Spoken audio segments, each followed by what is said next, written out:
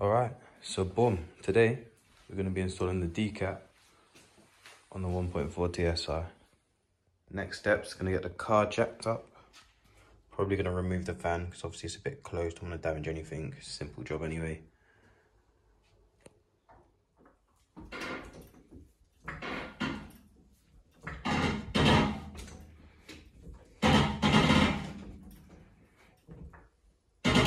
And obviously an axle's down because I ain't trying to get squished. Got to get this intercooler pipe off. It's quite fiddly, but it's not hard. I've just taken this off and I know that bolt's missing. I'm going to put it back in. It's all disconnected now from the turbo. Obviously I said it is quite fiddly.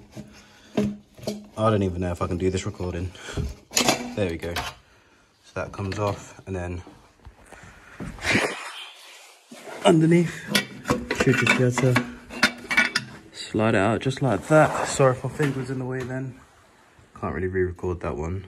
There you go. And I do recommend, once you've got all this stuff off, just give it a clean. The cleaner it is, the better the seal's gonna be. And now we've got a good view of the cat.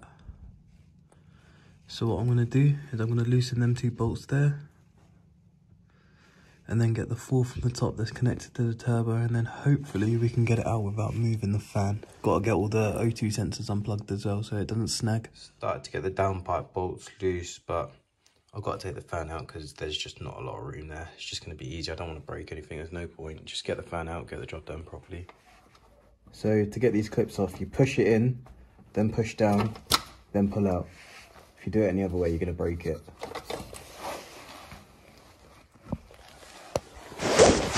So to remove it, it's pretty simple. T30 there. And then 1 there as well, if you can see it. And then there's 2 more on the bottom, so 4 in total. Get it off, bish bash bosh. Right, got the fan out. It was quite fiddly, but come out. Now we've got tons of space down there to get the cat out. I'm gonna keep going. Got the fan out, so now we've got quite a decent bit of space. I'm gonna keep on getting these bolts out and then get the cat removed. Have just noticed something quite annoying. It's completely split boost pipe. So that's not good. Gotta get that replaced now. Boom, cat's off. Let's go have a look at the damage on it. Where is it? Here. It's completely snapped off, so the mount is completely gone. There should be 2 of them. I don't know how that's even happened. It still looks good in there. Get off. Just thought I'd compare the 2 before I put it on. See, same sort of shape. Look at the restriction there. And of course that's just the hole straight through. Hopefully it's loud. Decat pipe is fitted now. I'm not too happy with how it fits to the bottom, so when I do the exhaust I'm probably going to readdress that, but it's on.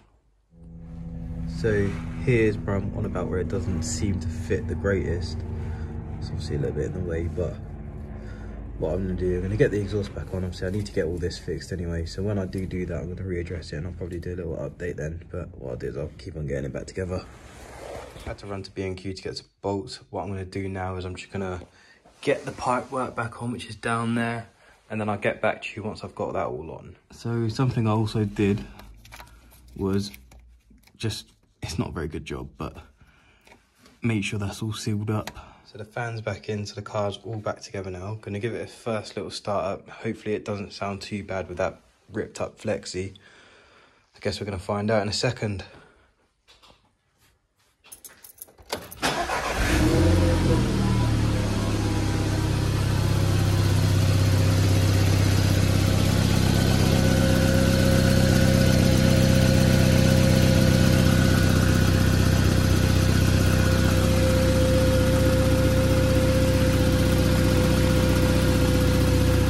Later now, I've got the exhaust on.